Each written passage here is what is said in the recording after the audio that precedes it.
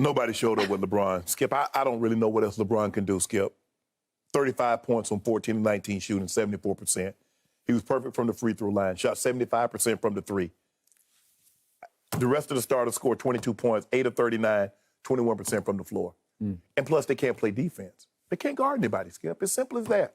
And when they run into quality teams that have winning record, the Memphises and the Nets and the Bucks, the Bulls, things of that nature, Skip, they lose. They're not a good team. The thing is that, look, when they put LeBron at the 5, yes, it gives them spacing. Yes, it gives them better scoring opportunities.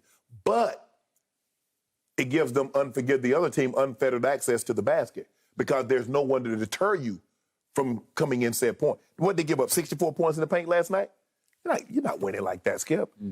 Look, I wish that I could give you, say, there's a magic pill, like there's a magic potion, there's a magic person out there. Skip, there's not. They're not a good team right now. LeBron is back in his Cleveland days, Skip, in this first time around in Cleveland. Because the second time around, he did have Kyrie, he did have Kevin Love. But he's Cleveland first time around. That's what this roster is. First time around. First time around. Yeah, not Kyrie and Kevin Love. No. Yeah. The second time when he had Kevin Love, he had Kyrie. He had some nice pieces. Weren't great, but Kevin Love and Kyrie, you could win. Hell, he'd give a half his salary to have a Kyrie or a Kevin Love currently. Skip, they're not any good, Skip. They're 3-and-10 with the 10 best records. They can't defend. It's as simple as that, Skip. You get to the guys, get to the basket. When you come to help, they kick because nobody can stay in front of no one, and they get wide open threes. Skip, they gave up between the second and third quarter. They gave up 80 points. With about 7 minutes left in the fourth quarter, they were shooting 60% from the floor. At one point, they were shooting 46% from the three. Skip, you're not beating nobody with somebody shooting 60% from the floor and 46% from the three. I don't care what unless you're shooting 70% from the floor and 50% from the three. But other than that, Skip, I'm looking at LeBron last night. I'm just shaking my head. I'm like, I don't know how he's doing what he's doing at his age, Skip. But ain't nobody else come to play last night. Okay, so we did make a bet at the end of Friday's show, and you were feeling much better about your Lakers because they had won 4 in a row, and LeBron was playing at a MVP clip at that point, and he continued to play at that clip last night. So I accepted your offer, and then what do I find out on Saturday? Well, obviously, I knew Memphis was going to have to play back-to-back at, what's it called now, the Crypt? Yep. It's the Crypt. Against the Clippers first. And what happens? Well, the one reason I accepted your bet was that Dillon Brooks had not been able to play in 2 of the first 3 games against the Lakers because this was the 4th meeting and the final meeting for the regular season. Okay, so what happens to Dillon Brooks 7 minutes into the Clippers game? He badly turned his ankle stepping on a foot. It went all the way over, and it looked bad, and now they're saying 3 to 5 weeks he's gone. Then COVID strikes, and all of a sudden, their big man, Steven Adams, for whom I have some respect and regard. Yeah. He makes them a better, different kind of basketball team. He goes COVID. And Taylor Jenkins, their fine young coach, goes COVID. So all of a sudden, I tweeted before the game, I got snookered that you got me, okay? Because I thought, man, the way the Lakers are playing, if you take Dillon Brooks out of there again, that as great as Ja is, as great as Desmond Bane is, I don't know. Because it seemed like the Lakers just had more firepower. And then this happened.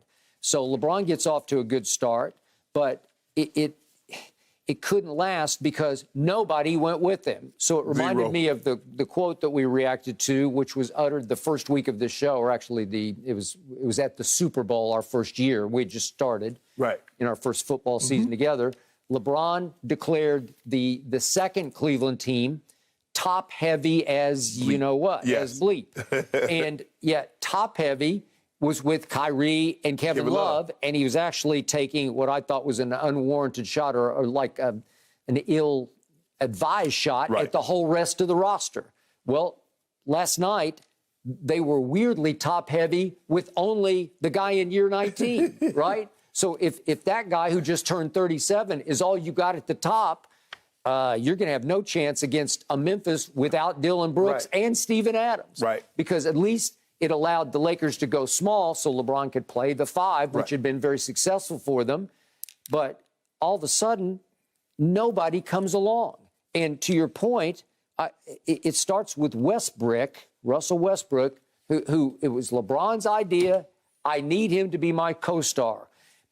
In a game like last night, you at least need him to be your second star, right? Well, look what he didn't do. He's 2 of 12, 0 of 1 from 3, didn't turn it over at a high rate because he had no turnover. So it wasn't even a turnover game. It was just that LeBron had no help. So look at plus minus. LeBron is by far the worst. He's a minus 30 for the game, worst on obviously both teams. But it's because he's out there toiling away, putting up, as you said, 14 and 19 shots. He makes 14 and 19, 3 of 4 from 3. That's crazy. I know, makes all his free throws, still scores 35, has 9 and 7. And he's doing what you asked me to do. You say drive the ball, LeBron. Yeah, he was. He's driving the ball. He was great shooting the 3 ball. Skip, he's been great shooting the 3. I mean, Skip, what else can he do? Okay. He can play defense, which he can't do right now. No. Okay. Well, none of them can play defense. Okay. But at least LeBron can say, you know what, guys, I'm in year 19. Guys, when I was in year 8, when I was in year 10, I was in year 11. Yeah. Guys, I can sit in the chair. Oh, could he? No doubt. But here's the thing, is that for the most part, you're asking guys that's never played defense to play defense later in their years. Carmelo was never a defender, Skip. How you going to ask him? He's 6 months older than LeBron. Russ has never been a defender. Nope. He can't. That's not what Monk's forte is.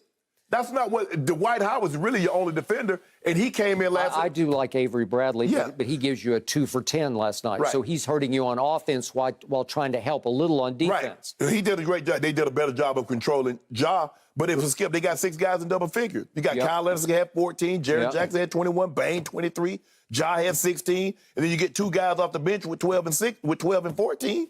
Okay, so what did I see in the quarters you talked about, the second and third quarters? I saw Memphis win those 2 quarters 80-56. Yeah. And I saw a Memphis team that was simply quicker and faster and younger on offense versus your defense. Right. They got whatever they wanted, whenever they wanted. Whatever. And it was sweet ball movement. It's sort of Kyle Anderson playing point forward or whatever. He just sort of initiates things. And all of a sudden the ball gets kicked, little bounce pass, layup. They're just getting layups. And after a while I said, this is an embarrassment because with 2 minutes left in the third quarter, you were down 29 at home to a team without Dillon Brooks or Steven Adams. Yeah. That is horrendously, dangerously bad. That's the worst sign I have seen all year for a team that you have been on the fence about whether they can even make the playoffs. Skip, in the second quarter, Malik Monk was 0 of 4. Avery Bradley was 1 of 4. Russ was 1 of 3. Carmelo was 1 of 3. Austin Reeves was 1 of 2. So they were 9 of 24, and LeBron made 4 shots. And the rest of the guys that participated only made 5 shots. Okay. And there were a number of times last night when there'd be a turnover or a bad miss, and LeBron would just give it up, and he wouldn't even run back on defense. No. Okay? And as you said, well, you got to pace yourself because you're all you got on offense, Right. so he's got to sort of conserve some of his energy for offense. Because Skip, you see what happens. The moment he goes out of the game, however he left it, if they were down by 10, when he comes back on the court, they're going to be down 18-20. Okay, and I know you don't want to hear this, but the damnedest thing happened in the fourth quarter. Your Lakers, minus LeBron, went on one of the incredible runs I've ever witnessed. And I started to get a little bit nervous because they cut it from 29 all the way down to 7 with 1:16 left, which is still doable. And guess what it forced the interim coach of the Memphis Grizzlies? He had to put all the starters back in. They'd been sitting for the whole fourth quarter, which is a little dangerous because something can pull, obviously. But Ja and company, they all came back in. And Ja actually got a questionable foul call from Bazemore that sent him to the line, and he made 1 free throw, and that was actually all they just needed to break the ice because they just couldn't score. Right. And you know who was leading them? All of a sudden, it's Wayne Ellington and Austin Reeves. They're just going crazy on Memphis's backups. Well, Skip, look, you're going to tell me Wayne Ellington don't shoot like that? I say put him in the lineup. Okay. But I didn't really look at it. Even though I saw that they got it down to, like you said, 7 from 26. I was like, It's over. Okay, there was only one player who could match Memphis's quickness and youthful energy, and it was Austin Reeves. That kid is a player, Oh, he can play. undrafted. Yeah, he can play. Just flat out play. He can play. Because he plays so hard, Right. and he plays smart, and he's not a great shooter, but he can just make shots Yeah. around the basket, Yeah. right? And Yeah. he ignited this charge, and I thought if they were going to pull off this charge, it was going to be the greatest comeback in NBA Right. history. But they fell short. Well, they can't play defense. They can't make shots when they need to. Russ was 6 of 26 over the weekend. He only had 3 turnovers in 3 games, but they were 0-2 in the last 3 games. It's going to be a long year for you. I've told you that. I've been told you that. we already knew that. Yeah, at this point. I'm resigned to that fact. I got to, hey, I just got to take it. LeBron can't do it all. Thank you for watching. You can subscribe here to get the latest from the show, and be sure to check out more of the best clips from Undisputed, or go watch a few other segments from our other shows on FS1.